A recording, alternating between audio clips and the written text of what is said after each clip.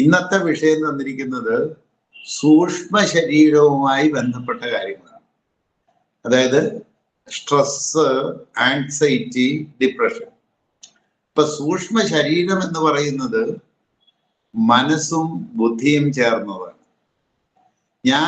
ഞാൻ ഇന്ന് പറയുമ്പോൾ ഞാൻ എടുക്കുന്ന ക്ലാസ്സുകൾ എൻ്റെ സൈക്കോളജിയാണ്. ഞാൻ 3 വർഷം മറ്റുള്ള ഫ്രോയിഡിൻ്റെയും മറ്റുള്ളവരുടെ എല്ലാവരുടെയും സൈക്കോളജി ഒരു 3 വർഷം പഠിച്ചതാണ്. പക്ഷേ 3 വർഷം പഠിച്ചിട്ടും എനിക്കൊന്നും മനസ്സിലാകാത്തത് കൊണ്ട് എനിക്ക് മനസ്സിലാകുന്ന ഭാഷയിൽ ഞാൻ സൈക്കോളജി പഠിക്കുക. ഞാൻ പഠിച്ച സൈക്കോളജിയാണ് ഞാൻ ഇന്ന് സംസാരിക്കുക. ചിലപ്പോ സൈക്കോളജി പഠിച്ചിട്ടുള്ള ഫ്രോയിഡിൻ്റെയും മറ്റുള്ള വലിയ ലോകത്തുള്ള വലിയ വലിയ മനഃശാസ്ത്രജ്ഞന്മാരുടെ സൈക്കോളജി പഠിച്ചവർക്ക് ഇതിൽ തെറ്റ് തോന്നിയേക്കാം. അതെനിക്ക് ബാധകമല്ല. കാരണം എനിക്ക് മനസ്സിലാകണം. എനിക്ക് മനസ്സിലാകുന്ന രീതിയിലേക്ക് ഞാൻ അതിനെ മാറ്റിയെടുത്തിരിക്കുന്നതാണ്. അപ്പൊ അതുമായിട്ട് ബന്ധപ്പെട്ടിട്ടായിരിക്കും ഞാൻ ഇന്ന് സംസാരിക്കുക. ഇനി സ്ട്രെസ് എന്ന് പറഞ്ഞാൽ ശരിക്കും മെന്റൽ സ്ട്രെസ്സാണ്. മെന്റൽ സ്ട്രെസ്, മാനസികമായ സമ്മർദ്ദം. അത് ആ മാനസികമായ സമ്മർദ്ദം ഉണ്ടാക്കുന്നത് ആരാ? ചുറ്റുവട്ടത്തുള്ളവരാ. ചുറ്റുവട്ടത്തുള്ളവർ നമ്മളുടെ മേൽ ഉണ്ടാക്കുന്ന സമ്മർദ്ദം, അതാണ് നമ്മുടെ മനസ്സിന് സ്ട്രെസ് ഉണ്ടാക്കുക. വർക്ക് ലോഡ് കൂടുമ്പോൾ നമ്മൾ ഏത് മേഖലയിലാണോ നമ്മൾ വർക്ക് ചെയ്യുന്നത് ആ മേഖലയിൽ നമുക്ക് താങ്ങാനാവുന്നതിനും അപ്പുറത്ത് വർക്ക് ലോഡ് കൂടിയാൽ അത് മെന്റൽ സ്ട്രെസ്സാണ്. മനസ്സിന് സംഘർഷം ഉണ്ടാക്കും. അതായത് പിരിമുറുക്കം, മനസ്സിന് പിരിമുറുക്കം ഉണ്ടാക്കുക എന്നുള്ളതാണ്. ഇത് നമ്മുടെ ചുറ്റുവട്ടത്തുള്ളവർ നമ്മുടെ മേൽ ഉണ്ടാക്കുന്ന ഒരു ആഘാതമാണ്, ഒരാഘാതം. അപ്പൊ അതാണ് സ്ട്രെസ് എന്ന് പറയുന്നത്. അപ്പൊ നമ്മൾ ചുറ്റുവട്ടത്തുള്ളതിനെ, നമ്മുടെ ചുറ്റുപാടിനെ, നമ്മുടെ എൻവയോൺമെന്റിനെ, ആ എൻവയോൺമെന്റ് എന്താണെന്നും അതെങ്ങനെ കൈകാര്യം ചെയ്യണമെന്നും പഠിക്കേണ്ടി വരും. അതാണ് ഒന്നാമത്തെ കാര്യം. ഇനി അടുത്തത് ആങ്സൈറ്റിയാണ്.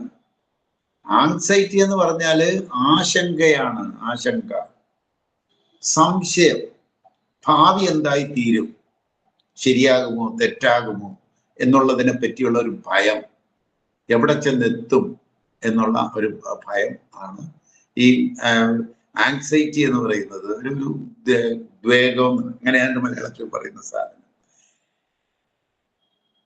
ഡിപ്രഷൻ എന്ന് പറഞ്ഞാൽ, അതായത് ഡിപ്രഷൻ, നമ്മൾ പറയുന്ന ഡിപ്രഷൻ എന്ന് പറയുന്ന ഒരു സാധനം മനസ്സിന്റെ നിയന്ത്രണം ബുദ്ധിയുടെ കയ്യിൽ നിന്നും വിട്ടുപോകുക എന്നുള്ളത്. ബുദ്ധിയുടെ കയ്യിൽ നിന്നും പിടിവിട്ടു പോകും. മനസ്സ് ബുദ്ധിയുടെ കയ്യിൽ നിന്നും പിടിവിട്ടു പോയി കഴിഞ്ഞാൽ ആ അവസ്ഥ, അതായത് ബുദ്ധിയുടെ പിടിവിട്ടു പോയ മനസ്സിന്റെ അവസ്ഥയാണ് ഡിപ്രഷൻ. അതായത് മനസ്സിന്റെ പിടിവിട്ടു പോയി. ഈ പിടിവിട്ടു പോയത് ആരുടെ കയ്യിൽ നിന്നാണ്? ബുദ്ധിയുടെ കയ്യിൽ നിന്നാണ്. ബുദ്ധിയുടെ കയ്യിൽ നിന്നും പിടിവിട്ടുപോയ മനസ്സിന്റെ അവസ്ഥയാണ് ഡിപ്രഷൻ. ഈ ഡിപ്രഷനിൽ പോയി വീഴാതെ നോക്കണം. കരകയറാൻ ഇച്ചിരി പ്രയാസമാണ്. ചിലപ്പോൾ മെഡിക്കേഷൻ മെഡിസിൻ എടുക്കേണ്ടി വരും. അത് മാനസിക രോഗികൾക്ക് കൊടുക്കുന്ന മെഡിസിൻ എടുക്കേണ്ടി വരും. ഒന്ന് വീണാൽ മിനിമം ഒരു 6 മാസം കൊണ്ടേ കരകയറി പോരാൻ പറ്റൂ. വളരെ പ്രയാസമാണ് ഇത് കരകയറി പോകുക എന്ന് പറഞ്ഞാൽ. എന്നാൽ കരകയറി പോന്നാൽ പണ്ടത്തേക്കാളും പവർഫുൾ ആയിരിക്കും. അതായത് ഡിപ്രഷനിൽ വീണിട്ട് കരകയറുന്നവർ പണ്ടത്തേതിനേക്കാളും വളരെ അഡ്വാൻസ്ഡ് ആയിട്ടുള്ള ചിന്താഗതിയായിരിക്കും, മനക്കരുത്തായിരിക്കും, എല്ലാം ആയിരിക്കും. അപ്പൊ പോകാതെ നോക്കേണ്ടത് ഒരു കാര്യമാണ്. പോയാലും പേടിക്കേണ്ടതില്ല, തിരിച്ചു വരണം. കഴിയുന്നത്ര വീഴാതിരിക്കാൻ, ഡിപ്രഷനിൽ പോയി വീഴാതിരിക്കാൻ ശ്രദ്ധിക്കണം. കാരണം സാധാരണ മനുഷ്യർക്ക് ഡിപ്രഷനിൽ നിന്ന് കരകയറുക പ്രയാസമാണ്. ഇനി അതിന് മാനസിക രോഗത്തിന് മരുന്നും കൂടി കഴിച്ചാലോ, കെമിക്കൽ മരുന്നും കൂടി കഴിച്ചാലോ വളരെ പ്രയാസമായിരിക്കും. അപ്പൊ അല്ലാതെ തന്നെ അതിനിപ്പോ ഒറ്റ വഴിയേ ഉള്ളൂ. സ്ട്രെസ്സും ആൻസൈറ്റിയും ഇല്ലാതാക്കാനുള്ള ഒരു വഴി നമ്മൾ നോക്കിയെടുക്കണം, കണ്ടുപിടിക്കണം എന്നുള്ളതാണ്. മനസ്സിനെ സാധാരണഗതിയിൽ ഈ ശാസ്ത്രലോകം, മനഃശാസ്ത്ര ലോകം ബോധ മനസ്സ്, ഉപബോധ മനസ്സ് എന്നിങ്ങനെ രണ്ടായിട്ട് തിരിച്ച് കണ്ടിട്ടുണ്ട്. ഞാൻ മനസ്സിലാക്കിയത് ഈ ബോധ മനസ്സ് എന്ന് പറയുന്നത് ബുദ്ധിയും ഉപബോധ മനസ്സെന്ന് പറയുന്നത് മനസ്സുമാണ്. ഇത് രണ്ടേ ഉള്ളൂ, അല്ലാതെ വേറെ ഒന്നുമില്ല. മനസ്സും ബുദ്ധിയും. ബോധ മനസ്സ് ബുദ്ധി, ഉപബോധ മനസ്സ് മനസ്സ്, സാധാരണ മനസ്സ് എന്നുള്ളതാണ്. ഇത് രണ്ടും ചേർന്നാണ് നിൽക്കുക. ഈ രണ്ടും ചേർന്നതിനെയാണ് നമ്മൾ സൂക്ഷ്മ ശരീരം എന്ന് വിളിക്കുക. സൂക്ഷ്മ ശരീരം. ഈ സൂക്ഷ്മ ശരീരവും ആത്മശരീരവും അല്ലെങ്കിൽ കാരണ ശരീരം എന്നൊക്കെ പറയുന്നത് വളരെയധികം കൺഫ്യൂഷനിൽ കിടക്കുന്ന ഒരു സാധനമാണ്. ഇതിനെയെല്ലാം ഇക്കോളജി എന്ന് പറയുന്ന ശാസ്ത്രം ക്ലാരിഫൈ ചെയ്യുക തന്നെ ചെയ്യും, യാതൊരു സംശയവും വേണ്ട. ഇതിനെ ക്ലാരിഫൈ ചെയ്ത് മറ്റുള്ളവർക്ക് മനസ്സിലാക്കാൻ പറ്റുന്ന ഭാഷയിലേക്ക് ഇത് കൊണ്ടുവരുന്നതിന് ബുദ്ധിയും മനസ്സും രണ്ടെണ്ണം മാത്രമേ നമ്മൾ കാണുന്നുള്ളൂ. അതിൽ ബുദ്ധിയുടെ കാര്യം ഞാൻ എല്ലാ ക്ലാസ്സുകളിലും തന്നിട്ടുള്ള സാധനം തന്നെ. ബുദ്ധി ഈ ഭൂമിയിലുള്ള സകല മനുഷ്യരുടെയും ഒന്നാണ്. സകല മനുഷ്യരുടെയും ഒന്ന് തന്നെയാണ് ബുദ്ധി. ഈ ബുദ്ധിയിൽ ഈ പ്രാപഞ്ചിക അറിവുകൾ മുഴുവൻ ഇരിപ്പുണ്ട്.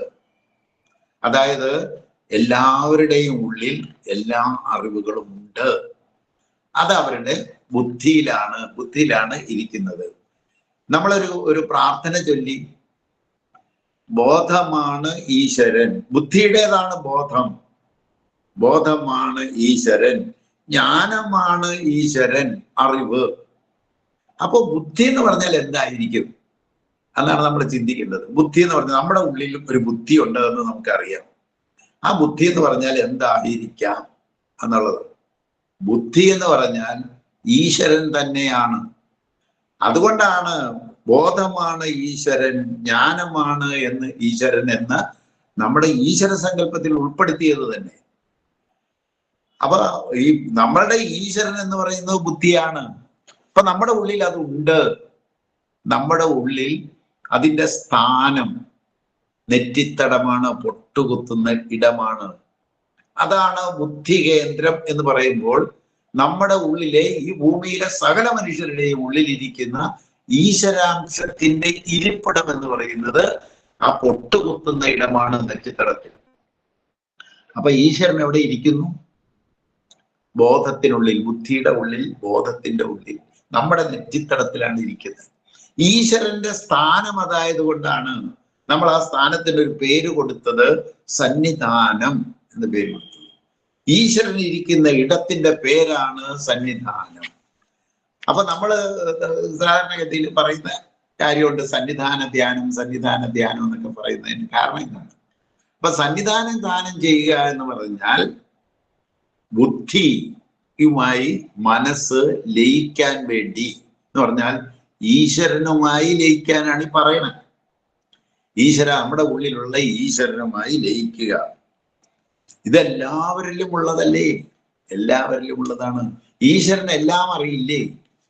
ഈശ്വരനെല്ലാം അറിയാം. ഈശ്വരനെല്ലാം അറിയാമെങ്കിൽ നമ്മുടെ ബുദ്ധിയിൽ ഇരിക്കുന്ന എല്ലാം അറിയില്ലേ? ഇപ്പൊ ഇക്കോളജി ശാസ്ത്രപ്രകാരം നമ്മളൊരു കാര്യം പഠിക്കും. ആന്തരിക പ്രകൃതിയും ബാഹ്യപ്രകൃതിയും തമ്മിലുള്ള കൊടുക്കൽ വാങ്ങൽ പ്രക്രിയ. നമ്മൾ പഞ്ചഭൂതങ്ങൾ 5നെയും കൊടുക്കുകയും എടുക്കുകയും ചെയ്യുന്നത് നമ്മൾ കണ്ടതാണ്. അതായത് ആന്തരിക പ്രകൃതി ബാഹ്യപ്രകൃതിയാകുകയും ബാഹ്യപ്രകൃതി ആന്തരിക പ്രകൃതി ആകുകയും ചെയ്തുകൊണ്ടേയിരിക്കുന്നു. അങ്ങനെ കൊടുക്കൽ വാങ്ങൽ പ്രക്രിയ ചെയ്തുകൊണ്ടിരുന്നിട്ട് അവസാനം നമ്മളൊരു കൺക്ലൂഷനിലെത്തി, ആന്തരിക പ്രകൃതിയും ബാഹ്യപ്രകൃതിയും രണ്ടല്ല, രണ്ടും ഒന്ന് തന്നെയാണെന്നുള്ളൊരു കൺക്ലൂഷൻ എത്തി. അങ്ങനെയാണെങ്കിൽ ബുദ്ധിയോട് അടുക്കൽ മനസ്സ് പോയിരുന്നാൽ എന്താണ് അവിടെ സംഭവിക്കുക? ഇക്കോളജിക്കലി എന്ത് സംഭവിക്കും? ചേർന്ന് നിന്നാൽ, അടുക്കൽ പോയി നിന്നാൽ എന്തായിരിക്കും സംഭവിക്കുക? മനസ്സ് ബുദ്ധിയാകുകയും ബുദ്ധി മനസ്സാകുകയും ചെയ്യും. ഇതല്ലേ സംഭവിക്കുക? അപ്പൊ സൂക്ഷ്മ ശരീരം അത് ലയിച്ചു ചേർന്ന് ഒന്നാകും. എന്നാ അതിന്റെ അർത്ഥം എന്താണെന്നോ, നമ്മളുടെ സൂക്ഷ്മ ശരീരം ഈശ്വരനാകുന്നു എന്ന്. അപ്പൊ നമ്മുടെ സൂക്ഷ്മ ശരീരം ഈശ്വരനാകുന്നു. ഇത് വേണ്ട നടപടി നമ്മൾ എടുക്കണ്ടേ എന്നുള്ളതേ ഉള്ളൂ. ഇതിനാണ് നമ്മുടെ അൾട്ടിമേറ്റ്. ഇതാണ് ശരിക്കുള്ള ആത്മീയത എന്ന് പറയുന്നത്. ഇതാണ് നമ്മൾ ഈശ്വരനായി നമ്മുടെ സൂക്ഷ്മ ശരീരത്തെ, നമ്മുടെ മനസ്സും ബുദ്ധിയും ചേർന്ന സൂക്ഷ്മ ശരീരം ഈശ്വരനായി ലയിച്ചു ചേർന്ന അവസ്ഥ. ഈ അവസ്ഥ ഉണ്ടാകണമെന്നുണ്ടെങ്കിൽ എന്ന് നിൽക്കുന്നു എന്നുള്ളത്. അപ്പോ ഡിപ്രഷൻ എന്ന് പറഞ്ഞാൽ എന്താ? ഈശ്വരന്റെ കയ്യിൽ നിന്നും പിടിവിട്ടുപോയ അവസ്ഥ എന്നാണ് അർത്ഥം. ഈശ്വരന്റെ കയ്യിലെ പിടിവിട്ടുപോയി. ആള് തോന്നിയാസം വർത്താനം പറയും, തോന്നിയത് ചെയ്യും, ഒന്നും ചെയ്യാൻ പറ്റാത്ത അവസ്ഥ. ഒന്നിനും കൊള്ളില്ല, ഒന്നും അറിയില്ല, ഒന്നും തിരിച്ചറിയില്ല, തിരിച്ചറിവില്ല എന്ന്. അപ്പൊ ഇത് നമ്മൾ കറക്റ്റ് ചെയ്യണമെന്നുണ്ടെങ്കിൽ നമ്മൾ മനസ്സിന്റെ വികാരം, ബുദ്ധിയുടെ വികാരം എന്താണെന്ന് അറിയുക. കാരണം ഇതൊരു ഇമോഷനാണ്, ഒരു ഇമോഷണൽ കിങ്ഡം. അതേപ്പറ്റി നമ്മൾ പഠിച്ചിട്ടുള്ളതാണ്. നമ്മൾ ആർട്ട് ഓഫ് ഹാപ്പിനെസ്സിൽ പഠിക്കും ഇമോഷണൽ കിങ്ഡം എന്താണെന്ന്. അപ്പൊ അതില് നമ്മൾ മനസ്സിലാക്കിയിട്ടുള്ള ഒരു കാര്യമാണ്, ബുദ്ധിയുടെ വികാരം സ്നേഹവും കരുണയുമാണ്. ബുദ്ധിയുടെ വികാരം സ്നേഹവും കരുണയാണ്. ബുദ്ധി തന്നെയാണ് ഈശ്വരൻ എന്ന് നമ്മൾ പറഞ്ഞപ്പോ, നമ്മൾ ഈശ്വര സങ്കല്പത്തിൽ ആദ്യം ചൊല്ലിയ രണ്ട് വരികളുണ്ട്. സ്നേഹമാണ് ഈശ്വരൻ, കരുണയാണ് ഈശ്വരൻ എന്ന് ചൊല്ലിയിട്ടുണ്ട്. അതുകൊണ്ടാണ് ബുദ്ധിയുടെ വികാരം എന്ന് പറയുന്നത് സ്നേഹവും കരുണയുമാണ്. ഈ സ്നേഹവും കരുണയും ബുദ്ധി എപ്പോഴും നിലനിൽക്കുന്ന ഈശ്വരനാണത്. ഇനി മനസ്സിന്റെ വികാരങ്ങൾ ഏതൊക്കെയാണ്? ഈ സ്നേഹവും കരുണയും അല്ലാത്ത സകല വികാരങ്ങളും മനസ്സിൻ്റെതാണ്. അതായത് കാമം, ക്രോധം, മോഹം, പക, വിദ്വേഷം, വെറുപ്പ്, ഭയം, നിരാശ, അഹങ്കാരം, കുശുമ്പ്, കുന്നായ്മ, ഇങ്ങനെ പല രീതിയിലുള്ള ഞാൻ എന്ന ഭാവം, ഇതെല്ലാം വരുന്നത് മനസ്സിന്റെ വികാരമാണ്. ഈ മനസ്സിന്റെ വികാരം, ആ വികാരം ബുദ്ധിയുടെ നിയന്ത്രണത്തിലല്ലാതെ വന്നാൽ ഉണ്ടാകുന്ന കൺഫ്യൂഷനാണ് സ്ട്രെസ്സും നമുക്കുണ്ടായിക്കൊണ്ടിരിക്കുന്ന, നമ്മളിപ്പോൾ വിധിച്ചിരിക്കുന്ന സ്ട്രെസ്സും ആൻസൈറ്റിയും. ബുദ്ധിയുടെ ആ ഒരു നിയന്ത്രണം അതിന് വരുന്നില്ല. ബുദ്ധിയുടെ നിയന്ത്രണം വേണമെന്നുണ്ടെങ്കിൽ അത് ലയിക്കണം. പൂർണ്ണമായും വേണമെന്നുണ്ടെങ്കിൽ ലയിക്കണം. അല്ലെങ്കിൽ നമ്മൾ കൺഫ്യൂഷനിലായിരിക്കും, ആൻസൈറ്റിയിലായിരിക്കും, സ്ട്രെസ്സിലായിരിക്കും. നമുക്കുണ്ടാകുന്ന ആ വികാരങ്ങളെ നിയന്ത്രിക്കാൻ ബുദ്ധിക്ക് മാത്രമേ പറ്റൂ, ബുദ്ധിയുടെ വികാരത്തിന് മാത്രമേ പറ്റൂ. അതായത് മനസ്സിന്റെ സ്വഭാവം എന്ന് പറയുന്നത് ചിന്തിക്കുക എന്നുള്ളതാണ്. ചിന്തിക്കുക, എന്ത് വേണേലും ചിന്തിച്ചു കൂട്ടും മനസ്സ്. അത് മനസ്സിന്റെ സ്വഭാവമാണ്. മനസ്സിന് എന്തും ചിന്തിക്കാനുള്ള സ്വാതന്ത്ര്യമുണ്ട്, പ്രകൃതി കൊടുത്തിട്ടുണ്ട് മനസ്സിന്. എന്ത് വേണേലും ചിന്തിക്കാം. ഈ ഭൂപ്രപഞ്ചത്തിലുള്ള എന്തിനെ പറ്റിയും എന്തും, അനാവശ്യമായിട്ടുള്ള ചിന്തകൾ എല്ലാം ചിന്തിക്കാം. പക്ഷേ ഈ ചിന്തകളെ വിവേചിച്ചെടുക്കേണ്ട ജോലി ബുദ്ധിയുടേതാണ്. വിവേചിച്ചെടുക്കണം. ഞാൻ ചിന്തിക്കുന്നത് ശരിയാണോ അല്ലയോ എന്ന് വിവേചിച്ചെടുക്കണം. ഞാൻ ഭാവിയെ പറ്റി ഭയപ്പെടണോ വേണ്ടയോ വിവേചിച്ചെടുക്കണം. എൻ്റെ മേൽ സമ്മർദ്ദങ്ങൾ വന്നാൽ ഞാൻ അതെങ്ങനെ മാനേജ് ചെയ്യണം, അത് വിവേചിച്ചെടുക്കേണ്ട ജോലി ബുദ്ധിയുടേതാണ്. അപ്പൊ അന്യരുണ്ടാക്കുന്ന സമ്മർദ്ദങ്ങൾ, നമുക്ക് ഉണ്ടാകുന്ന തൊഴിലിടങ്ങളിലെ പ്രശ്നങ്ങൾ, അല്ലെങ്കിൽ അധികമായ തൊഴിൽ നമ്മുടെ വീട്ടിൽ ഉണ്ടാക്കുന്ന സമ്മർദ്ദങ്ങളെ എല്ലാം മാനേജ് ചെയ്യണമെന്നുണ്ടെങ്കിൽ ബുദ്ധി നമ്മളോടൊത്ത് നിന്നേ പറ്റൂ. അതാണ് ഞാൻ പറയാറുള്ളത്, ബുദ്ധിയുടെ അകമ്പടിയുള്ള, സ്നേഹത്തിൻ്റെയും കരുണയുടെയും അകമ്പടിയുള്ള മനസ്സിന്റെ വികാരങ്ങൾ എല്ലാം നല്ലതാണ്. മനസ്സിന്റെ വികാരങ്ങൾ ഒന്നും മോശമല്ല, വേണ്ടാത്തതല്ല. കാമം, ക്രോധം, മോഹം, പക, വിദ്വേഷം, വെറുപ്പ്, ഭയം, നിരാശ, അഹങ്കാരം, കുശുമ്പ്, കുന്നായ്മ എന്ന് പറയുന്ന സകല വികാരങ്ങളും നല്ലതാണ്. പ്രൊവൈഡഡ് സ്നേഹത്തിന്റെയും കരുണയുടെയും അകമ്പടി ഉണ്ടാവണം. പിൻബലം അതിന് കിട്ടണമെന്ന് മാത്രമേ ഉള്ളൂ. അത് രണ്ടും കൂടി ചേർന്ന് കഴിഞ്ഞാൽ, മനസ്സും ബുദ്ധിയും കൂടി ചേർന്ന് കഴിഞ്ഞാൽ നമ്മുടെ പ്രശ്നം തീർന്നു, നമ്മുടെ ആൻസൈറ്റി തീർന്നു, നമ്മുടെ സ്ട്രെസ് തീർന്നു, സകലതും തീരും. അത് തീരണമെന്നുണ്ടെങ്കിൽ ഇത് രണ്ടും ലയിക്കണം. ഇത് രണ്ടും ലയിക്കാനുള്ള തടസ്സം എന്താണ് എന്നുള്ളതാണ്. രണ്ടും ലയിക്കാനുള്ള തടസ്സം എന്ന് പറയുന്നത്, ഒന്ന് മനസ്സിന്റെ മാലിന്യമാണ്. ആ മനസ്സിന്റെ മാലിന്യം നീക്കം ചെയ്യണം. മനസ്സിന്റെ മാലിന്യം നീക്കാനുള്ള വഴിയുണ്ടല്ലോ, നമ്മൾ പറഞ്ഞു. മനസ്സിന്റെ ക്ഷമ പറയൽ, ക്ഷമ കൊടുക്കൽ. അതായത് കുറ്റബോധം ഉണ്ടാവരുത്, മനസ്സിൽ കുറ്റബോധം ഉണ്ടാവരുത്. ഈ കുറ്റബോധം നമ്മളെ കൺഫ്യൂഷൻ ആക്കി കളയും, കൊളാക്കി കളയും. കുറ്റബോധം എന്ന് പറയുന്നത് നമ്മുടെ ഉള്ളിൽ ഉണ്ടാവരുത്. ഈ കുറ്റബോധം ഉണ്ടാവാതിരിക്കാൻ വേണ്ടത് ക്ഷമ പറയലും ക്ഷമ കൊടുക്കലും മാത്രമേ ഉള്ളൂ ഈ ഭൂമിയിൽ. ഏത് സൈക്കോളജി വേണമെങ്കിലും എടുത്തു നോക്കൂ, പഠിക്കൂ.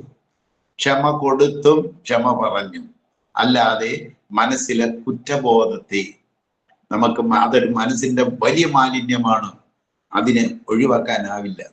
അതെങ്ങനെയാണെന്ന് നമ്മൾ പറഞ്ഞിട്ടുണ്ട്. അറിഞ്ഞോ അറിയാതെയോ ഞാൻ എന്തെങ്കിലും തെറ്റ് ചെയ്തു പോയിട്ടുണ്ടെങ്കിൽ എന്നോട് ക്ഷമിക്കണം. ഇതാരോടും നേരിട്ട് പോയി പറയുന്ന കാര്യമല്ല. സ്വന്തം കട്ടിലിരുന്ന് കണ്ണടച്ചിരുന്ന് മനസ്സിൽ പറഞ്ഞാൽ മതി. അറിഞ്ഞോ അറിയാതെയോ ഞാൻ എന്തെങ്കിലും തെറ്റ് ചെയ്തു പോയിട്ടുണ്ടെങ്കിൽ എന്നോട് ക്ഷമിക്കണം. മറ്റുള്ളവർ എന്നോട് ചെയ്ത തെറ്റുകളെല്ലാം ഞാൻ ക്ഷമിച്ചിരിക്കുന്നു. ഇത് ക്ഷമ കൊടുക്കലാണ്. ഇത് ഓരോരുത്തരോടുമായി എണ്ണി എണ്ണി പറയണം. സ്വന്തം അമ്മയോട് ആദ്യം ക്ഷമ പറയുകയും ക്ഷമ അമ്മയ്ക്ക് കൊടുക്കുകയും ചെയ്യണം. അമ്മ ജീവിച്ചിരിപ്പുണ്ടെങ്കിലും ഇല്ലെങ്കിലും, അമ്മ ജീവിച്ചിരിപ്പില്ല, പക്ഷെ അമ്മയുടെ രൂപം മനസ്സിൽ തെളിയണം. അമ്മയുടെ രൂപം മനസ്സിൽ തെളിഞ്ഞിട്ട് അമ്മയോട് പറയണം, അമ്മയോട് ഞാൻ അറിഞ്ഞോ അറിയാതെയോ എന്തെങ്കിലും തെറ്റ് ചെയ്തു പോയിട്ടുണ്ടെങ്കിൽ അമ്മ എന്നോട് പൊറുക്കണം. അമ്മയുടെ വാക്കുകൾ, അമ്മയുടെ പ്രവൃത്തികൾ എനിക്ക് പലപ്പോഴും വിഷമങ്ങൾ ഉണ്ടാക്കിയിട്ടുണ്ട്. ഞാൻ ക്ഷമിച്ചിരിക്കുന്നു. അമ്മയ്ക്ക് ക്ഷമ കൊടുക്കുകയും വേണം.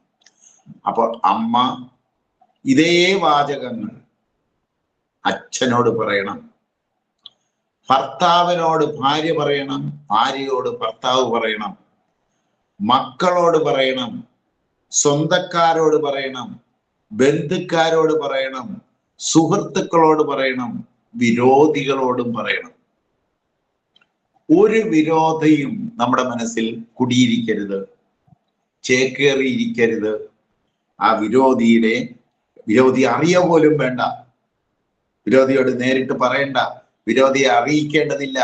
പക്ഷെ നമ്മുടെ ഉള്ളിൽ നിന്നും അത് കളഞ്ഞേ പറ്റും. നമ്മളെല്ലാവരും ഈ ഭൂമിയിൽ എത്രയോ കോടാനുകോടി മനുഷ്യരുണ്ട്. തെറ്റും കുറ്റവും കുറവുമില്ലാത്ത മനുഷ്യർ ഈ ഭൂമുഖത്തില്ല. എല്ലാവർക്കും കുറ്റമുണ്ട്, തെറ്റുണ്ട്, കുറവുണ്ട്.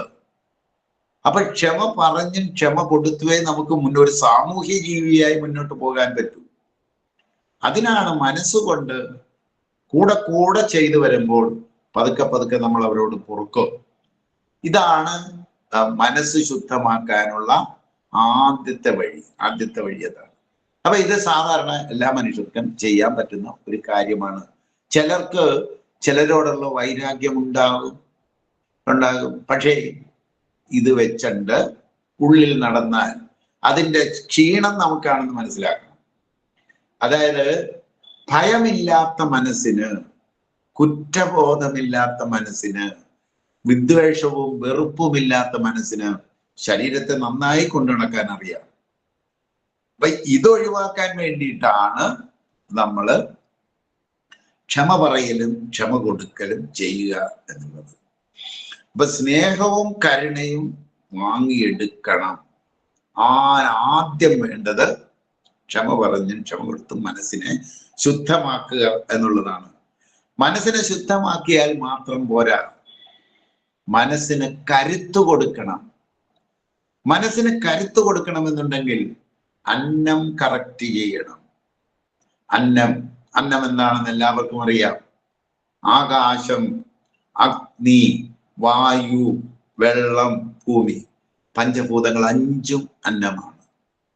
ഈ പഞ്ചഭൂതങ്ങൾ 5ഉം അഞ്ചന്നങ്ങളും വിധിച്ചതാണോ നമ്മൾ കഴിച്ചുകൊണ്ടിരിക്കുന്നത് എന്ന് ചിന്തിക്കേണ്ട സമയം അതിക്രമിച്ചിരിക്കുന്നു. കാരണം അന്നമയ കോശമാണ് മനോമയ കോശം എന്ന് അറിയാവുന്ന ഒരു ഭാരതമാണ് നമ്മളുടേത്. അന്നമാണ് മനസ്സായി രൂപാന്തരപ്പെടുക. അന്നത്തിന്റെ ക്വാളിറ്റിയാണ് മനസ്സിന്റെ ക്വാളിറ്റിയായി വരിക. അന്നം തെറ്റിയാൽ മനസ്സ് തെറ്റും. അപ്പൊ അന്നം കറക്റ്റ് ചെയ്യാതെ മനസ്സ് കറക്റ്റ് ചെയ്യാമെന്ന് ആരും കരുതണ്ട.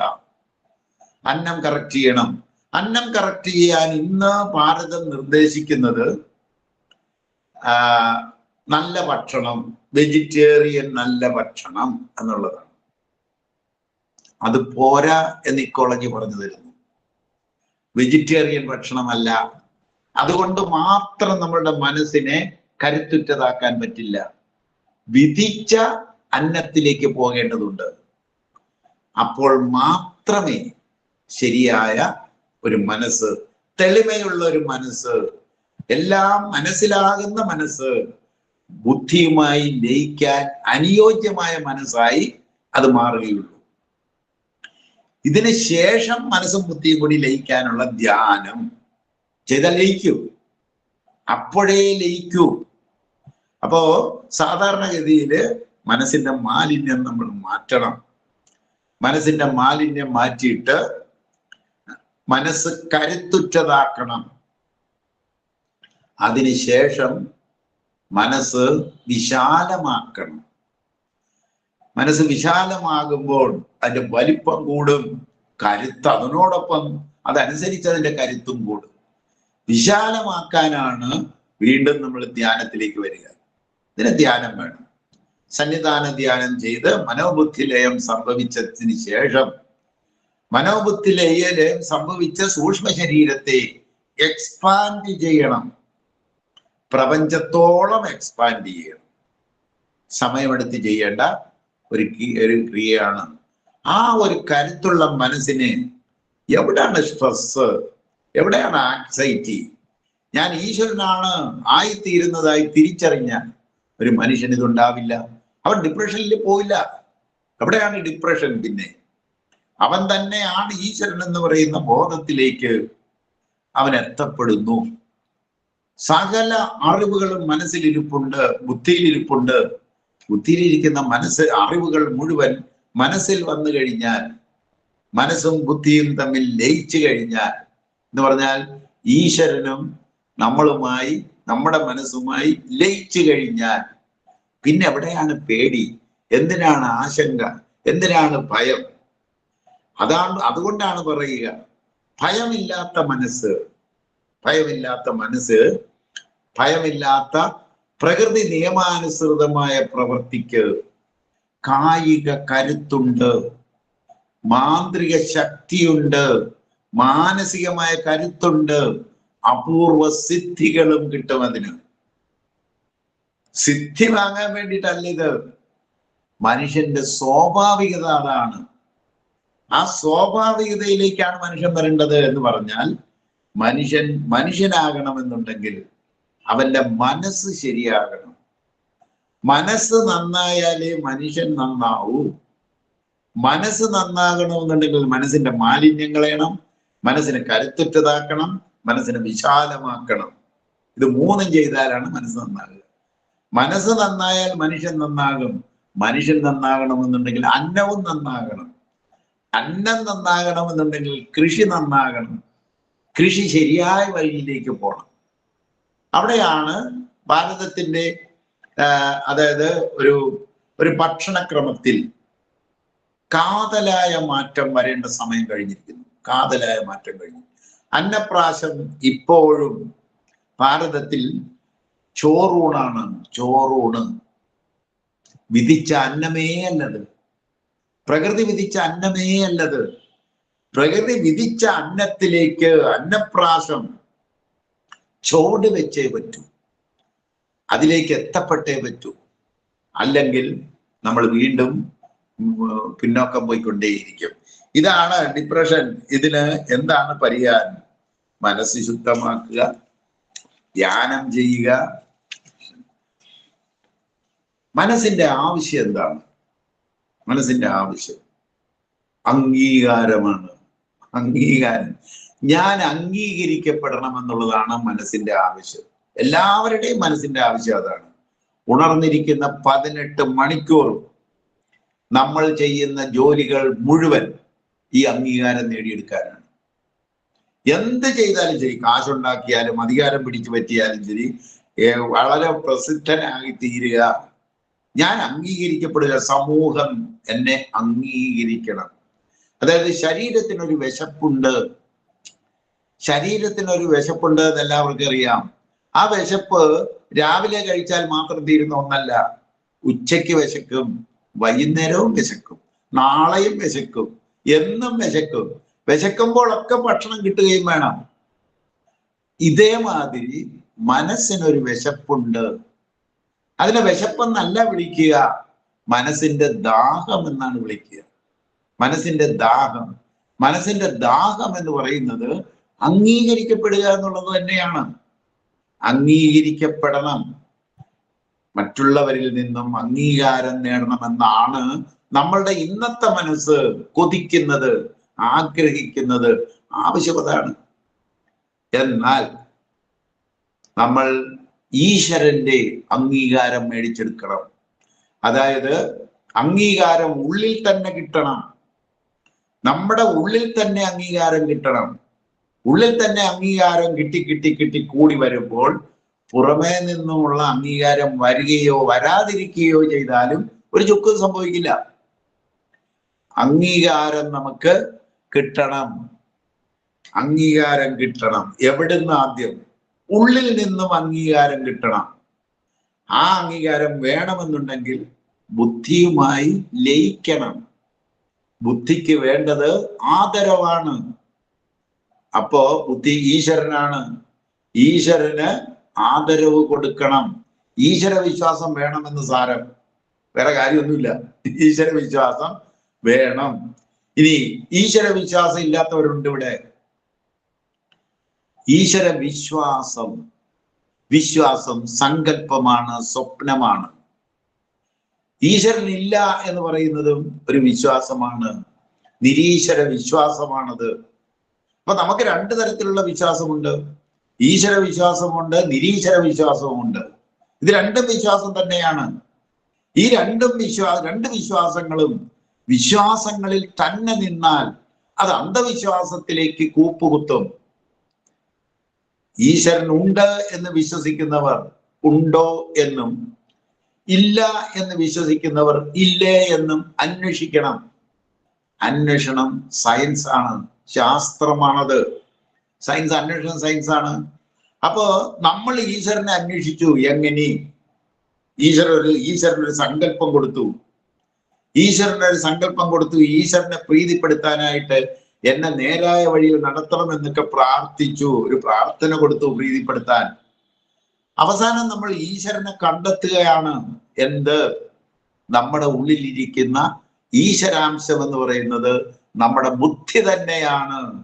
അത് തന്നെയാണ് നമ്മുടെ ഈശ്വരൻ എന്ന് നമ്മൾ കണ്ടെത്തുന്നു.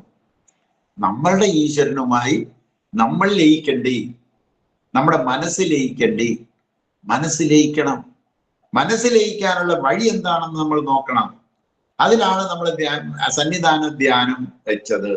മനസ്സ് ശുദ്ധമാക്കി, മനസ്സ് കരുത്തുറ്റതാക്കി സന്നിധാന ധ്യാനത്തിലേക്ക് ലയം നടത്തി വിശാലമാകുന്ന പദ്ധതിയായിട്ട് ഇതിനെ മാറ്റിയിരിക്കുന്ന അതാണ്. എല്ലാ മനുഷ്യർക്കും ധ്യാനത്തിലൂടെ ലയിക്കാൻ, ഈശ്വരനുമായി ലയിക്കാൻ പറ്റില്ല. അതിനു വേണ്ടിയിട്ടാണ് ക്ഷേത്രങ്ങളും ദേവാലയങ്ങളും എല്ലാം ഉണ്ടാക്കിയത്. ദേവാലയം വേണ്ട എന്ന് പറയും. പക്ഷേ ദേവാലയം വേണ്ട എന്ന് പറയുന്നവർക്ക് ദൈവികത വേണം. ഉള്ളിലിരിക്കുന്ന ദൈവികത, ഈശ്വര വിശ്വാസം എടുത്താൽ മതി. അങ്ങനെ എടുക്കാൻ കൽപ്പുള്ളവർ, കപ്പാസിറ്റി ഉള്ളവർ അമ്പലത്തിൽ പോകുകയേ വേണ്ട, ദേവാലയത്തിൽ പോകുകയേ വേണ്ട. അല്ലാത്തവരാണ് മെജോറിറ്റി. മോർ ദാൻ 95% മനുഷ്യർ അതാണ്. അതുകൊണ്ട് തന്നെ ദേവാലയം കൂടിയേ പറ്റൂ. ദേവാലയത്തിൽ പോകണം. ദേവാലയത്തിൽ പോയാൽ എന്ത് ചെയ്യണം എന്നുള്ളതാണ് ശരിയായ ആത്മീയത. അവിടെ ചെന്ന് ആവശ്യങ്ങളും ആവലാതികളും സങ്കടങ്ങളും പറയരുത് എന്ന് നമ്മളെ പല ആവർത്തി പറഞ്ഞുകൊണ്ടിരിക്കുന്നു. അവിടെ ചെന്ന് വേണ്ടിക്കേണ്ടത് ഈശ്വരന്റെ സ്നേഹം വാങ്ങി നിറക്കാനാണ്. സ്നേഹവും കരുണയും. അതാണ് ഈശ്വരൻ, അതാണ് ഈശ്വരൻ, അതാണ് ബുദ്ധി. അത് വാങ്ങിയെടുക്കാനുള്ള ഒരു ചവിട്ടുപടി, അല്ലെങ്കിൽ ഈശ്വരന്റെ അന്വേഷിക്കാനുള്ള അന്വേഷണ കേന്ദ്രങ്ങളാണ് ദേവാലയങ്ങൾ അല്ലെങ്കിൽ ക്ഷേത്രങ്ങൾ. അവിടെ ഈശ്വരൻ ഉണ്ടോ അന്വേഷിക്കാനുള്ളതാണ്, ഉണ്ട് എന്ന് അന്വേഷിക്കാനുള്ളതാണ്. അപ്പൊ ഈശ്വരൻ ഉണ്ട് എന്ന് വിശ്വസിച്ചുകൊണ്ട് നമ്മൾ അന്വേഷിച്ചു കൊണ്ടിരിക്കുന്നു. നമ്മൾ ഒരു പടിവരെ എത്തിക്കഴിഞ്ഞു. ഈശ്വരൻ എന്താണ്? സ്നേഹമാണ് ഈശ്വരൻ, കരുണയാണ് ഈശ്വരൻ, ജ്ഞാനമാണ് ഈശ്വരൻ, ബോധമാണ് ഈശ്വരൻ, നാദമാണ് ഈശ്വരൻ, താളമാണ് ഈശ്വരൻ. നാദവും താളവും ഈ ഭൂമിയിൽ പിറന്നു വീഴുന്ന സകല കുഞ്ഞുങ്ങളും ആടും പാടും. ആടാനും പാടാനും നമുക്ക് ആവുന്നില്ലെങ്കിൽ അതിന്റെ കാരണം നമ്മുടെ ഉള്ളിൽ സ്നേഹത്തിന്റെയും കരുണയുടെയും ഈശ്വരന്റെ ഉറവ ഉണരാത്തത് കൊണ്ട് മാത്രമാണ്. കുഞ്ഞിനാളിൽ തന്നെ ആ ഈശ്വരാംശത്തെ ഉണർത്താനുള്ള വിദ്യ കുഞ്ഞുങ്ങൾക്ക് കൊടുത്തിരുന്നെങ്കിൽ, അവരെ നാദവും താളവും പഠിപ്പിച്ചിരുന്നെങ്കിൽ, ജ്ഞാനവും ബോധവും ഈശ്വരനിൽ അവർ വിലയാടും. എല്ലാവരും ഈശ്വരന്മാരായി മാറും.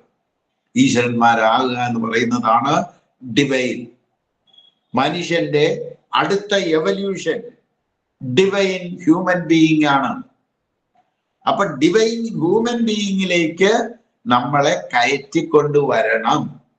അല്ലാതെ നമ്മൾ ഡിപ്രഷനിലും സ്ട്രെസ്സിലും കിടന്ന് നരകിക്കാനല്ല.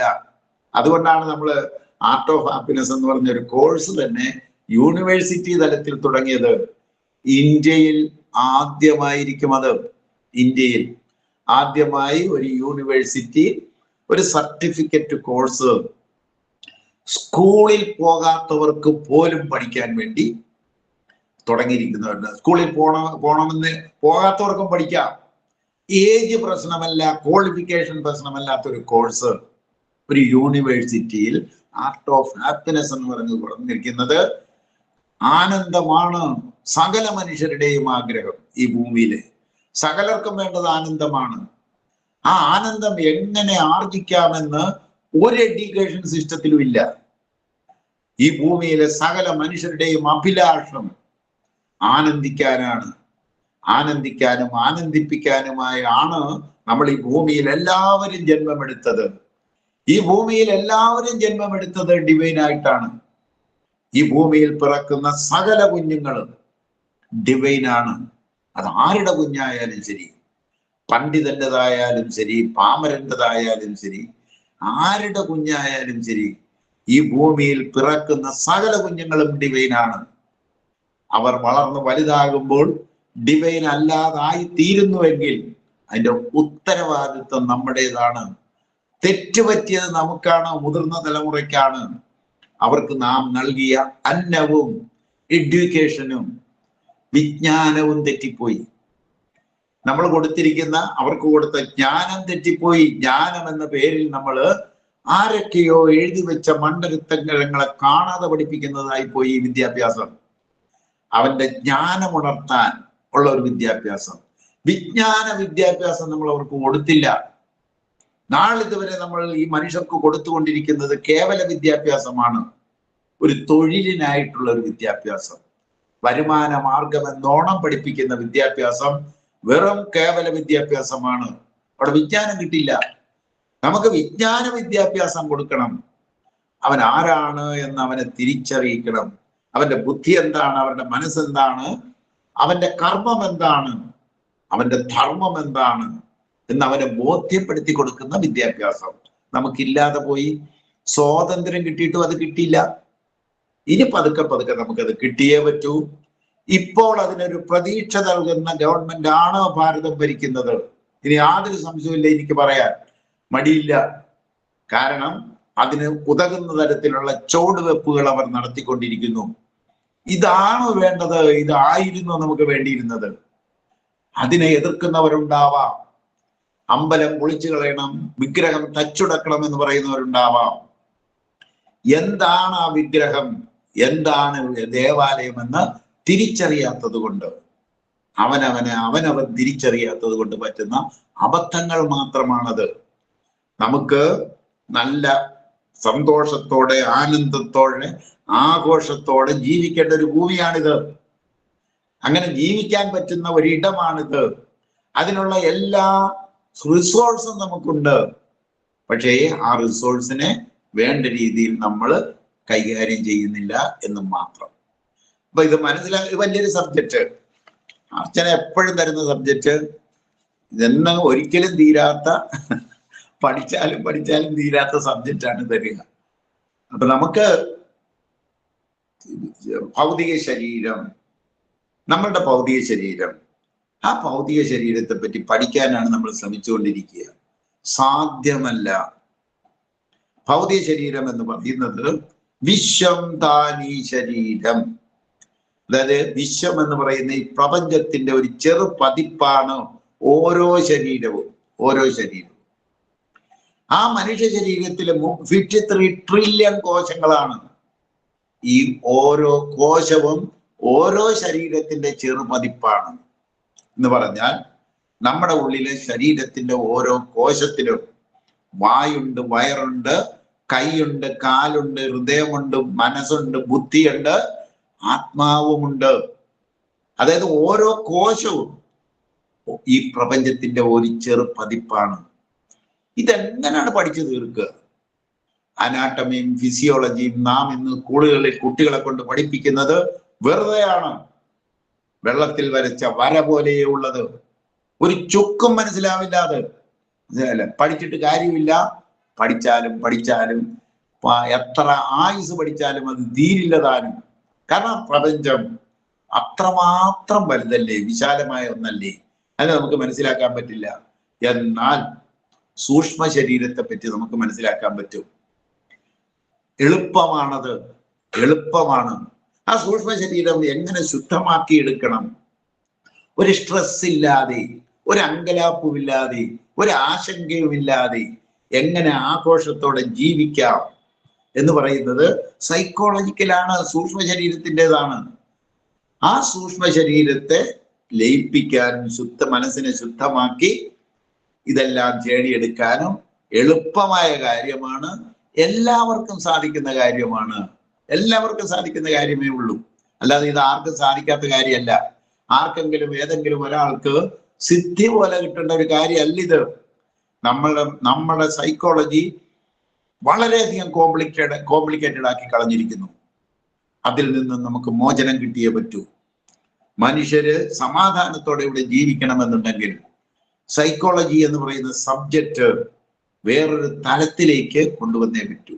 ഞാൻ ചെയ്തിരിക്കുന്നത് സൈക്കോളജിയും ഇക്കോളജിയും തമ്മിൽ ഒന്ന് ലയിപ്പിക്കാൻ നോക്കിയിരിക്കലാണ്. എനിക്ക് മനസ്സിലായി വരുന്നത് ഇത് ശരിയാകും എന്ന് തന്നെയാണ്.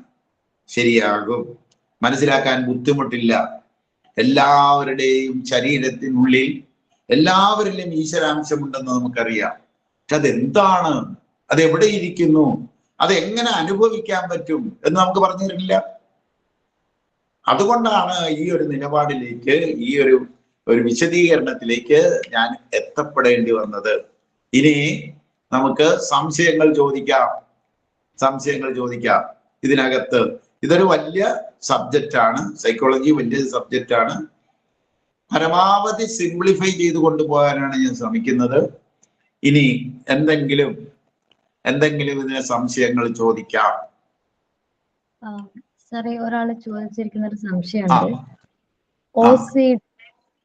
Obsessive compulsive disorder, OCD, obsessive compulsive disorder, അതായത് നമുക്ക് എന്തെങ്കിലും കാര്യങ്ങളോട് വളരെ ശബ്ദം കേൾക്കുന്നില്ല, സമ്മർദ്ദം അല്ല, നമുക്ക് ഭയങ്കര ഒബ്സഷൻ തോന്നുന്നു. നമുക്ക് യെസ്, ഒബ്സസീവ് OCD അത് തന്നെ.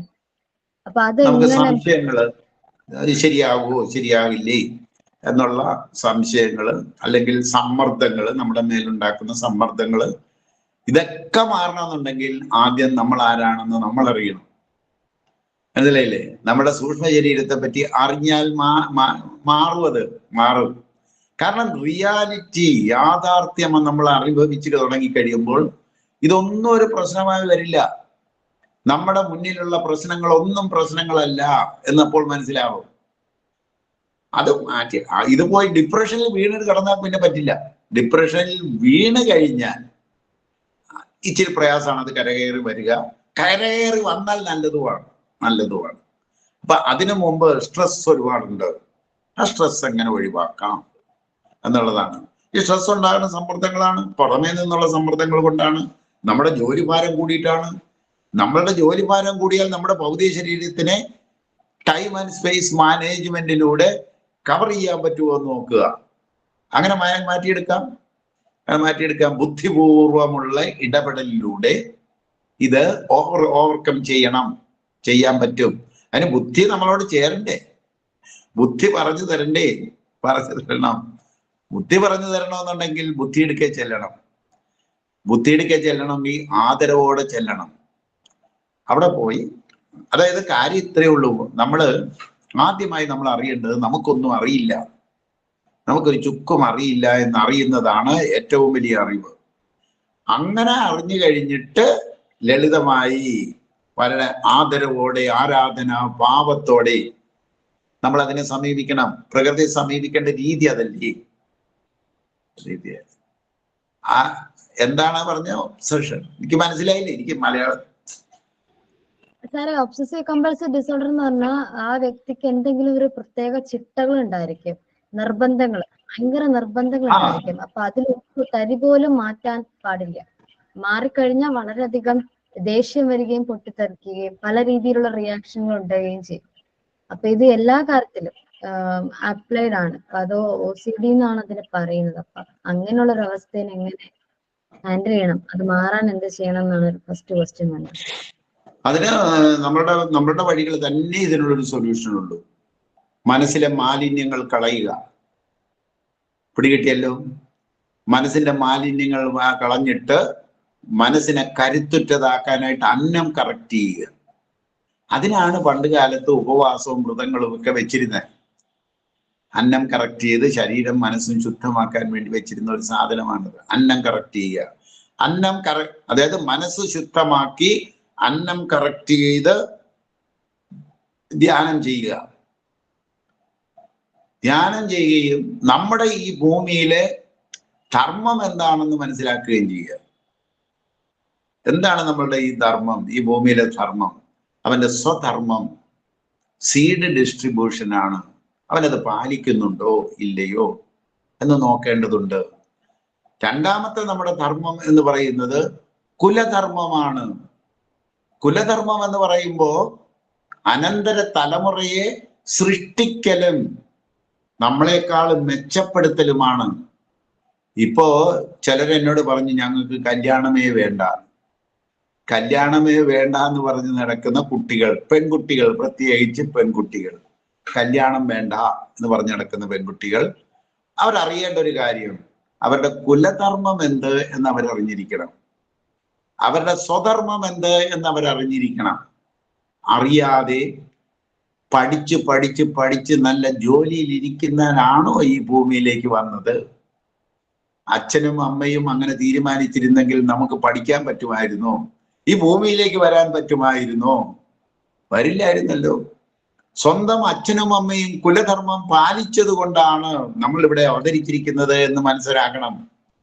ഈ ചങ്ങല മുറിക്കാൻ നമുക്ക് അവകാശമില്ല. അതായത് എത്രയോ കോടാനുകോടി വർഷങ്ങളിലെ കണ്ണിയാണത്. ആ കണ്ണി നമ്മളിൽ വെച്ച് മുറിക്കാൻ നമുക്ക് അവകാശമില്ല. അത് കണ്ടിന്യൂ ചെയ്യണം. അനന്തര തലമുറയിലേക്ക് നമുക്ക് അതിനെ കണ്ടിന്യൂ ചെയ്യണം. അതിനായി പരിശ്രമിക്കണം, അതിനായി ജീവിക്കണം. അല്ലാതെ ജീവിതം എന്ന് പറയുന്നത് ഒരു വലിയ അന്തസ്സുള്ള, കാശ് ലക്ഷങ്ങൾ ശമ്പളം കിട്ടുന്ന ഒരു ജോലി മാത്രമാണ്. തിന്നും കുടിച്ചും സുഖമായി ഉറങ്ങുന്നതാണ് എന്ന് ധരിക്കരുത്. നമ്മുടെ ധർമ്മം നിറവേറ്റണം, സ്വധർമ്മം. ഈ സ്വധർമ്മം പാലിക്കാത്തത് കൊണ്ടാണ് കുലധർമ്മം വേണ്ടാന്ന് വെച്ചത്. വേണ്ടാന്ന് വെക്കുന്നതിന്റെ കാരണം അതാണ്. സ്വധർമ്മം എന്തെന്നറിയില്ല, ജീവിതത്തിൽ ഇന്നേ വരെ സ്വധർമ്മം പാലിച്ചിട്ടില്ല, ഒരു വിത്ത് കുഴിച്ചിട്ടിട്ടില്ല. ആ ആളിന് മാത്രമേ കുലധർമ്മം നിഷേധിക്കാൻ പറ്റൂ. അല്ലാത്ത ഒരു മനുഷ്യനും കുലധർമ്മം വേണ്ട എന്ന് പറയാനാവില്ല. അപ്പൊ നമ്മൾ എന്താ ചെയ്യണ്ടേ? സ്വധർമ്മം ചെയ്യണം. കുലധർമ്മം ഓട്ടോമാറ്റിക്കായിട്ട് വരും. സ്വധർമ്മവും കുലധർമ്മവും കുറ്റമറ്റതായാൽ അത് തന്നെയാണ് സനാതന ധർമ്മം. സനാതന ധർമ്മം എന്തെന്ന് പറഞ്ഞു കൊടുക്കാൻ അറിയാൻ മേലാത്ത ആചാര്യന്മാരായി പോയി നമ്മുടെ നാട്ടിൽ. വ്യക്തമായി ആ ആചാരം എന്താണെന്ന് പറഞ്ഞു കൊടുക്കുകയും അത് പ്രാവർത്തികമാക്കുകയും ചെയ്യണ്ടേ. ധർമ്മം കർമ്മമാകുമ്പോൾ ആനന്ദം. അവന്റെ ധർമ്മം കർമ്മത്തിൽ വരണം, അപ്പോഴേ അവൻ ആനന്ദം കിട്ടൂ. കല്യാണം കഴിക്കാതിരിക്കാം, ഒരു കുഴപ്പമില്ല. ആനന്ദിക്കാനുള്ള വേറെ വഴി എന്താണെന്ന് പറഞ്ഞു തരണം. ആനന്ദം എങ്ങനെ കൊണ്ടുവരും എന്നുള്ളത് പറഞ്ഞു തരണം. ധർമ്മം കർമ്മമാവുമ്പോഴേ ആനന്ദം കിട്ടൂ. ആനന്ദത്തിനാണ് ഇവർ ജീവിക്കുക. അതോടൊപ്പം ഈ ജോലി ആനന്ദം തരുമെന്നുള്ള മിഥ്യാധാരണ, ഈ ആരോഗ്യം എന്നും ഇങ്ങനെ നിൽക്കുമെന്നുള്ള മിഥ്യാധാരണ ഇല്ലാതെ.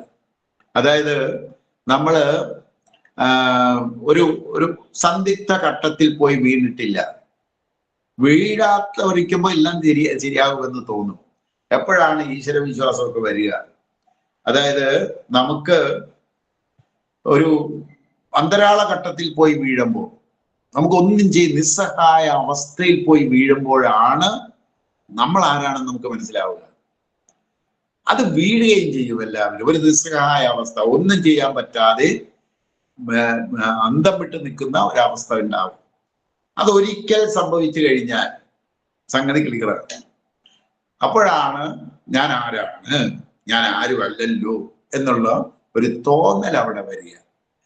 ആ അവസ്ഥ ഇല്ലാത്തിടത്തോളം കാലം ഇങ്ങനെയൊക്കെ പോയി എന്ന് വരാം. ഓക്കെ, ഇനി ആരാണ് നിങ്ങളെ സംശയം?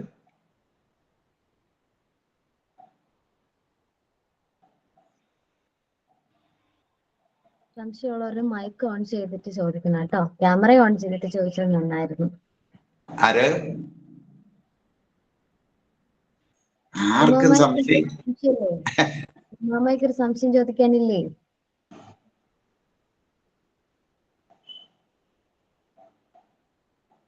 അപ്പൊ ഞാൻ വിചാരിക്കുന്നത് ഒന്നെങ്കിൽ മനസ്സിലായി, മനസ്സിൽ ആയി, അല്ലെങ്കിൽ ഒന്നും പിടികിട്ടിട്ടില്ല.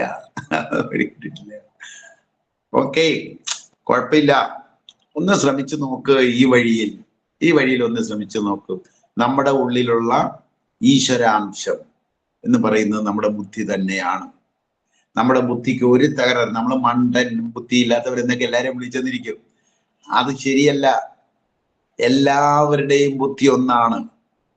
ആ ബുദ്ധിയിൽ എല്ലാ അറിവും ഉണ്ടെന്നങ്ങ് വിശ്വസിക്കുക. ആ ബുദ്ധിയാണ് ഈശ്വരൻ എന്നങ്ങ് വിശ്വസിച്ചോളുക. ആ ഈശ്വരൻ ഇരിക്കുന്ന, നമ്മുടെ ഉള്ളിലെ ഈശ്വരൻ ഇരിക്കുന്ന സ്ഥാനം പൊട്ടുകുത്തുന്ന നെറ്റിത്തടമാണെന്ന് വിശ്വസിക്കുക. ആ ഈശ്വരനെ ആരാധിക്കുക. നമ്മുടെ ഉള്ളിലിരിക്കുന്ന ഈശ്വരനെ ആരാധിക്കുക. നമ്മുടെ ഉള്ളിലുള്ള സൂക്ഷ്മ ശരീരം, അതിനെ ആദരിക്കുക, അംഗീകരിക്കുക. ആ സൂക്ഷ്മ ശരീരത്തെ പരസ്പരം ആദരിക്കുകയും അംഗീകരിക്കുകയും ചെയ്യുക. നമ്മുടെ ഭൗതിക ശരീരത്തെ സ്നേഹിക്കുക. ആ ഭൗതിക ശരീരത്തെ നാം സ്നേഹിക്കുമ്പോൾ, അതിനെ സ്നേഹിക്കുന്നുവെങ്കിൽ, നമ്മുടെ ഭൗതിക ശരീരത്തെ നമ്മൾ സ്നേഹിക്കുന്നുവെങ്കിൽ, നമ്മുടെ ബുദ്ധിയും മനസ്സും കൂടി ചേരുമ്പോൾ എങ്ങനെ സ്നേഹിക്കുമെന്നുണ്ടെങ്കിൽ ആ ഭൗതിക ശരീരത്തിന്റെ ആയുസ്സിനും ആരോഗ്യത്തിനും ആനന്ദത്തിനും സൗന്ദര്യത്തിനുമായി നമ്മൾ പണിയെടുക്കും. അപ്പോഴേ പണിയെടുക്കൂ. സ്വന്തം ശരീരത്തെ സ്നേഹിക്കാതെ ഒരു കാര്യവും നടക്കില്ല. സ്നേഹം വരേണ്ടത് സൂക്ഷ്മ ശരീരത്തിൽ നിന്നാണ്.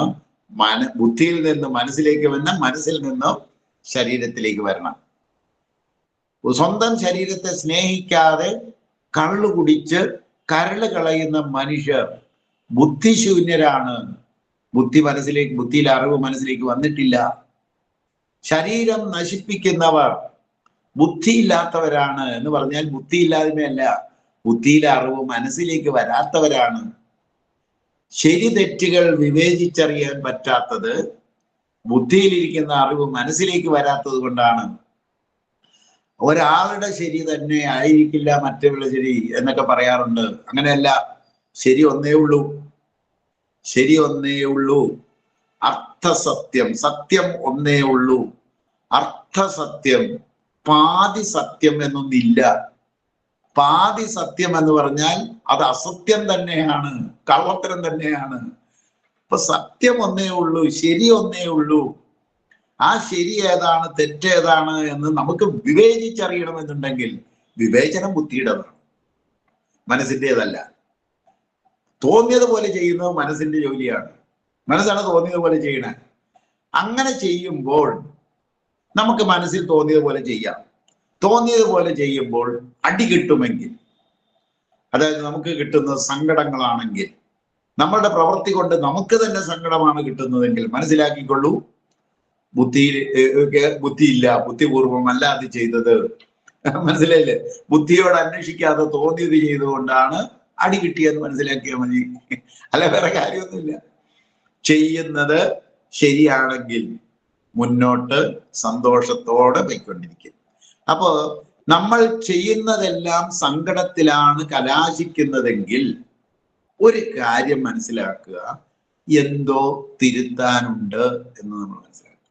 അതുകൊണ്ടാണ് നമ്മുടെ പ്രാർത്ഥനയിൽ നേരായ പാതയിൽ കൊണ്ടുപോണേ എന്ന് പറയാൻ കാര്യം അതാണ്. കാരണം നമുക്ക് വഴിതെറ്റാം, നമ്മൾ സാധാരണ മനുഷ്യരല്ലേ, നമുക്ക് വഴിതെറ്റാം, തെറ്റും നമുക്ക്. അപ്പൊ നേരായ പാതയിൽ കൊണ്ടുപോകണേ എന്ന് നമ്മളുടെ സങ്കല്പിക്കുന്ന ഈശ്വരനോട്, ഈശ്വര ബുദ്ധിയാണ്, ജ്ഞാനമാണ് ഈശ്വരൻ, ബോധമാണ് ഈശ്വരൻ, ബുദ്ധിയാണ്, അതിനോട് ചോദിക്കണ്ടേ. അതായത് കൂടിയാലോചന മറ്റുള്ളവരോടല്ല, നമ്മളോട് തന്നെ. നമ്മുടെ മനസ്സ് പോയി കൂടിയാലോചിക്കേണ്ടത് നമ്മളുടെ ബുദ്ധിയോടാണ്, മറ്റൊരാളിന്റെ മനസ്സിനോടല്ല. നമ്മളോട് തന്നെ നമ്മൾ കൂടിയാലോചിക്കുക എന്നുള്ളൊരു നിലപാടിലേക്ക് വരുന്നത്. അതായത് നമുക്ക് നമ്മൾ തന്നെ ആയിരുന്നാൽ മതി എന്നൊരു തീരുമാനം എടുക്കണം. മറ്റുള്ളവരെ കണ്ടുകൊണ്ട് ജീവിക്കരുത്. മറ്റുള്ളവർക്ക് എന്തുണ്ട് എന്ന് നോക്കി ജീവിക്കുന്നവന്റെ പേരാണ് അത്യാഗ്രഹി. അത്യാഗ്രഹി എന്ന് പറയുന്നത് മറ്റുള്ളവർക്ക് എന്തുണ്ട് അത് നമുക്ക് ഉണ്ടാക്കാൻ വേണ്ടി പാടുപെട്ടുണ്ടാക്കി, മറ്റുള്ളവർക്കുള്ളതെല്ലാം ഉണ്ടാക്കി കഴിഞ്ഞാലും വീണ്ടും വേറെ മറ്റുള്ളവർക്ക് എന്തുണ്ട് എന്ന് അന്വേഷിച്ച് പോകുന്നവന്റെ പേരാണ് അത്യാഗ്രഹി. ഒരിടത്തും എത്തില്ല, ഒരിടത്തും എത്തില്ല. അപ്പൊ അതുകൊണ്ട് വളരെ സന്തോഷത്തോടെ, സമാധാനത്തോടെ, ആഘോഷത്തോടെ, ആനന്ദത്തോടെ ജീവിക്കേണ്ട ഒരു ജന്മമാണ് നമ്മളുടേത്. സങ്കടപ്പെടേണ്ട, മലഞ്ഞ് നരകിക്കേണ്ടതല്ല, സ്ട്രെസ് എടുത്ത് ജീവിക്കേണ്ട ഒരു സ്ഥലമല്ല ഇത്. ചെയ്യുന്ന ജോലി അത് സ്ട്രെസ് ഉണ്ടാക്കുന്നുണ്ട് എങ്കിൽ ഷിഫ്റ്റ് ചെയ്തുകൊള്ളുക, ആ ജോലിയിൽ നിന്ന് മാറി മറ്റു ജോലിയിൽ പോവുക. ആ ജോലിയും സന്തോഷം തരാത്ത ഒന്നാണെങ്കിൽ അതിൽ നിന്ന് മാറാനുള്ള ധൈര്യം കാണിക്കണം. മാറുക, ഷിഫ്റ്റ് ചെയ്ത് ചെക്ക് ചെയ്ത് നമ്മളൊരു ഇടത്തിലെത്തും, ഒരു കസേരയിലെത്തും. അത് ആ ചെയ്യുന്ന ജോലി നമുക്ക് സന്തോഷം തരുന്ന ഒന്നായിരിക്കും. അതാണ് നമ്മുടെ മേഖല. അവിടെ ശമ്പളത്തിന് പേശലുണ്ടാവില്ല, ബോണസിനും പെൻഷനും സമരം ഉണ്ടാവില്ല, ഒന്നും ഉണ്ടാവില്ല. കാരണം അവിടെ കിട്ടുന്നതും ഒപ്പം നമുക്കൊരു സാധനവും കൂടി കിട്ടുന്നുണ്ട്. അത് ആനന്ദമാണ്, സന്തോഷമാണ്. അതിലല്ലാതെ ഒരു തൊഴിലിൽ കയറി അള്ളിപ്പിടിച്ചിരുന്നാൽ നിനക്ക് സ്ട്രെസ് ഉണ്ടായേ പറ്റൂ. എന്താ, മെന്റൽ സ്ട്രെസ് ഉണ്ടാകും, അവസാനം ഡിപ്രഷനിൽ പോയി വീഴുകയും ചെയ്യും, ഒന്നിനും കൊള്ളുകയില്ലാത്തവനായി തീരുകയും ചെയ്യും. മനുഷ്യര് അത് ഇതും പറഞ്ഞിട്ട് നടക്കും. നമ്മളെ പറ്റി അത് ഇതും പറഞ്ഞിട്ടായിരിക്കും മനുഷ്യരിക്കുക. അവരെ കുറ്റം പറയാനാവില്ലല്ലോ. അതുകൊണ്ട് അതായത് മറ്റുള്ളവർ നമ്മളുടെ മേലുണ്ടാകുന്ന സമ്മർദ്ദങ്ങളിൽ നിന്നും മോചനം നമുക്ക് കിട്ടിയേ പറ്റൂ. നമുക്ക് മനസ്സിനിണങ്ങനെ തൊഴിലിൽ പോയി ചേർന്നേ പറ്റൂ. ജീവിത വരുമാനം ഉണ്ടാക്കിയേ പറ്റൂ. സ്വന്തമായി ഉണ്ടാക്കാൻ പറ്റുമെങ്കിൽ അതായിരിക്കും ഏറ്റവും നല്ല ജീവിത വരുമാനം. ഇനി മറ്റൊരു തൊഴിലാണെങ്കിൽ മനസ്സിന് സന്തോഷം തരുന്ന തൊഴിൽ ചേക്കേറണം. അപ്പൊ അങ്ങനെ ശരിയാകും. സ്ട്രെസ്സും പോകും, ഈ എല്ലാ സാധനവും നമ്മുടെ ഉള്ളിൽ നിന്നും പോകും. അങ്ങനെ ആനന്ദത്തോടെ നമുക്ക് ജോലി ചെയ്യാൻ പറ്റും.